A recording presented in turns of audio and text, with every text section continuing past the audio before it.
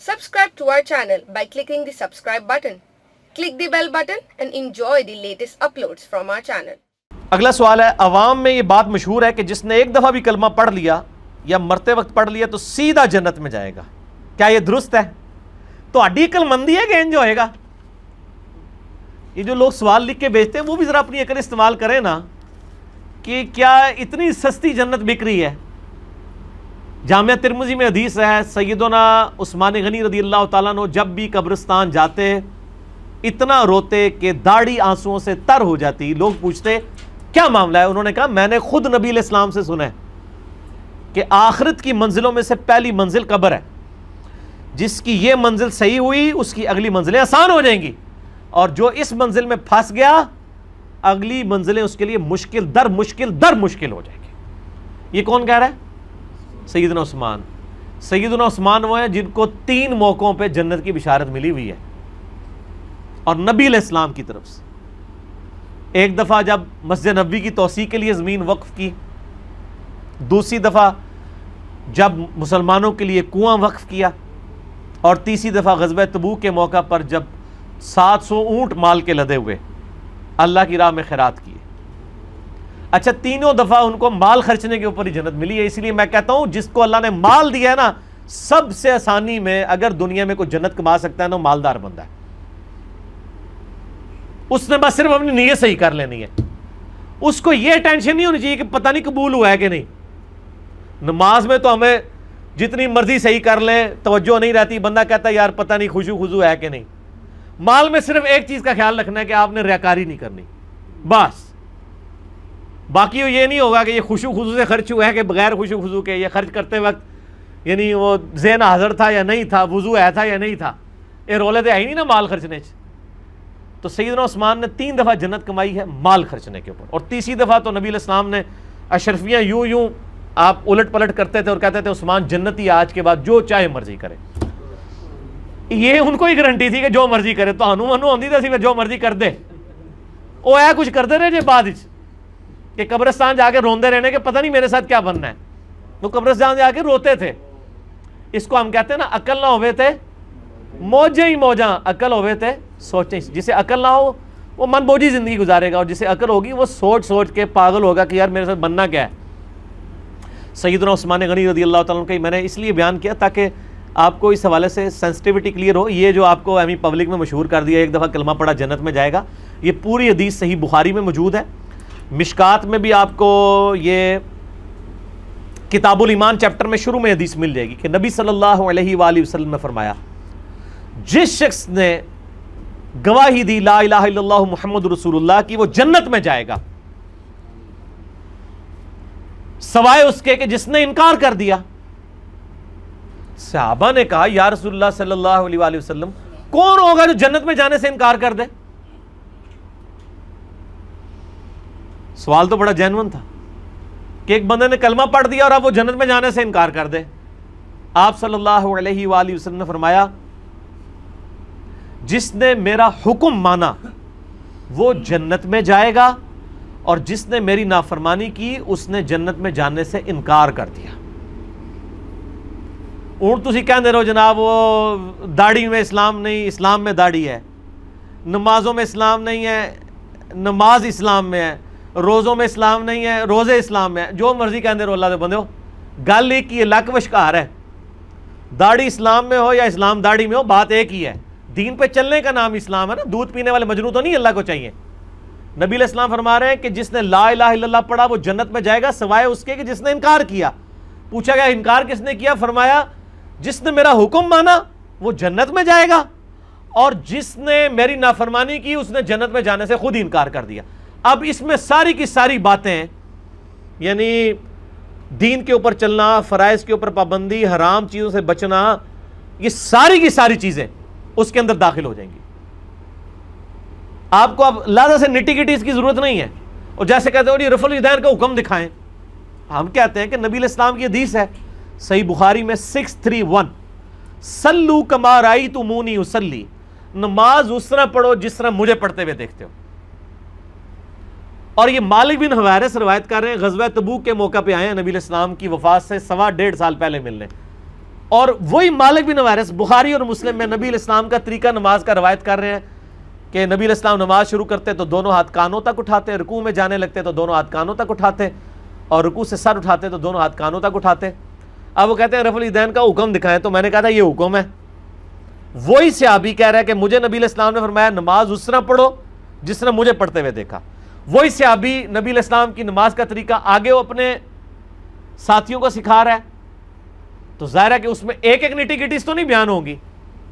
پھر تو ہم کہتے ہیں کہ نبی صلی اللہ علیہ وآلہ وسلم سے آپ ذرا پہلے رفع الیدین کا حکم دکھائیں نا، وہ بھی کوئی نہیں کدھر ہے، وہ بھی عملی ٹرانسفر ہوا ہے کہ نبی علیہ السلام جب نماز شروع کرتے تو جب یہ آپ سے دوسرے تیسرے کا حکم مانے نا، آپ پہلے کا مانیں، ان کو ساٹھا سے چھڑو نا، پہلے اپنا ثابت کرو، تو کہیں گے نہیں وہ تو نبی علیہ السلام نے کیا ہے تو یہ بھی کیا ہے نا یار، ٹھیک ہے، میٹھا میٹھا ہپ ہپ تے کوڑا کوڑا تھو تھو، تو یہ جنت اتنے سستے نہیں ملنی میرے بھائی۔ یہ آپ کی شعر و شاعری ہے کہ جو کچھ بھی ہے اے اللہ تیرے محبوب کی امت سے ہیں، یہ آپ کی شعر و شاعری آپ کرتے رہیں، جب انشاءاللہ موت آئے گی تو پھر پتہ چل جائے گا یہ شعر و شاعری ہے، اس کی کوئی اللہ کے حضور کوئی حیثیت نہیں ہے۔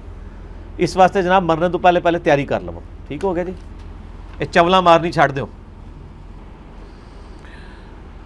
کسی مفتی صاحب سے جب ہم دین کا کوئی مسئلہ پوچھتے ہیں تو وہ جو بھی بتا دیتا ہے اس پر عمل کرنے سے ہم گناہگار تو نہیں ہوں گے اگر وہ غلط مسئلہ بتاتا ہے؟ ضرور ہوں گے جناب، کیوں نہیں ہوں گے؟ یہی میں آپ سے ذرا پوچھوں کہ آپ کے مفتی صاحب اگر آپ کو کسی ایسی دکان کا پتہ بتائیں جہاں سے گٹر ملا ہوا دودھ ملتا ہو، کیا اس دودھ کی چائے بنا کے آپ بیمار تو نہیں ہوں گے؟ ہاں، یا آپ کہیں گے جی وہ مفتی صاحب بھی بیمار ہوں گے جنہوں نے غلط مشورہ دیا ہے، مجھے تو بیمار نہیں دیا، پی تسی رہے ہو دودھ تسی بھی بیمار کیوں نہیں ہو گے؟ اس کو تو اللہ سے گناہ ہوگا۔ اچھا، یہ دنیاوی منفعت کی چیزیں فوراً سمجھ آتی ہیں، دین کے حوالے سے نہیں سمجھ آتی۔ وہ تو ہوتا ہے مفتی جا کے جناب لتر لا کے وہ پٹائی شروع کر دیں کہ تو کہ منو کہڑے پاسے لایا ہے، لیکن دین کے معاملے میں او جی مفتی صاحب نے فرما دیا، مفتی صاحب نے فتویٰ دے دیا، فتویٰ کے بعد کوئی آسمان تو وہی نازل ہوگی، نعوذ باللہ۔ میرے بھائی آپ کے کھانے سے ہی آپ کا پیٹ بھرے گا، مفتی صاحب کے کھانے سے آپ کا پیٹ نہیں بھرنا۔ اسی طریقے سے جو برائی مفتی صاحب نے آپ کو سجیسٹ کی ہے، آپ نے اگر بغیر تحقیق کے اس کے پیچھے چلے، اس کا وبال آپ پر ہوگا، ورنہ تو دنیا میں اکثر لوگ تو فالو ہی کر رہے ہیں نا لوگوں کو، ان کے پاس تو بڑا اچھا لیم ایکسکیوز ہوگا۔ Ignorance is not any excuse in this world. ایک بندہ موٹر وے پہ 140 کی سپیڈ میں گاڑی چلاتا ہے، چلان ہو جاتا ہے، وہ کہ جی مجھے پتہ نہیں تھا، تو وہ کہے گا جناب ہوں پتہ لگ گیا جی ایدے ہونا 1400 روپیہ، وہ کہے گا جی اون چھوڑ دے، وہ کہے گا نہیں یار آپ اگر موٹر وے پہ آئے تھے تو موٹر وے کے قوانین تو آپ کو سیکھنے تھے نا۔ اسی طریقے سے ایک بندہ اللہ نے پیدا کیا ہے، اس نے علم دین حاصل نہیں کرنا، اور پھر کمپیریٹیو سٹڈی کیا اس نے نہیں کرنی؟ ایک بچے کو اسکول میں داخل کرنا ہونا 50 بندوں سے مشورہ کرتے ہیں، اور دین کے لیے جو محلے کی مسجد ہے ادھر ہی وہ اسی کے پیچھے چلنا شروع کر دیتے ہیں، چاہے اس کو 50 بندے سمجھائیں بھی کہ یار غلط کر رہے ہو، پھر بھی نہیں مانتے۔ اور دنیاوی معاملے میں میں اکثر مثال دیتا ہوں، آپ موٹر بائک پہ دن کے وقت ہیڈ لائٹ آن کر کے ذرا جائیں، 50 بندے تو انجن کرن گے، آپ کو کسی پہ غصہ نہیں آئے گا کہ تسی انج کرو گو کہ منو کو اشارے کرنا پہ، آپ اس کو ایسے کریں گے ساتھ ہیڈ لائٹ۔ لیکن دین کا مسئلہ آپ کو کوئی بتا دے جو آپ کے فرقے سے ٹکراتا ہو، اور وہ آپ کو کوئی بندہ بتائے کہ میرے بھائی آپ اس طرح کر کے دوزخ میں جا رہے ہیں، آپ کی آخرت برباد ہو رہی ہے، ہیڈ لائٹ جلنے سے زیادہ بیٹری بیٹھ جائے گی نا، دنیا کا نقصان ہوگا، وہ بھی کوئی اتنا بڑا نقصان نہیں ہے، اس سے آپ کی آخرت برباد ہونے والی ہے، لیکن آپ سیکھ پا ہو جائیں گے۔ اور پھر آپ لوگوں کو کبھی یہ تانا دیں گے جی وہ گل ٹھیک ہے لیکن صحیح انداز نال نہیں انہیں سمجھائی گل، تو صحیح انداز سے اگر نہیں سمجھائی تو اس کا مطلب میں نے بات نہیں ماننی۔ یعنی اگر میں اناؤنسمنٹ کروں اپنے کسی جاننے والے کو 2-3 گالیاں نکال گا فلانا ٹنگیا ادھر جاؤ، تو گورنمنٹ نے اناؤنسمنٹ کی ہے کہ جو اس مسجد میں فجر کی نماز جماعت سے پڑھے گا تو اس کو 50,000 روپے چیک ملے گا، تو اس کو کیا گالی یاد رہے گی؟ او جناب مسکرایا گیا بڑی مہربانی جناب، گال کٹ رہے تھے بھی مہربانی، لیکن دین کی بات آپ جتنے بھی میٹھے انداز میں بتائیں، چونکہ ان کے فرقے کے اور توہمات کے خلاف ہوتی ہے نا، وہ فوراً آپ کو کوئی نہ کوئی گلہ شکوہ کر دیں گے۔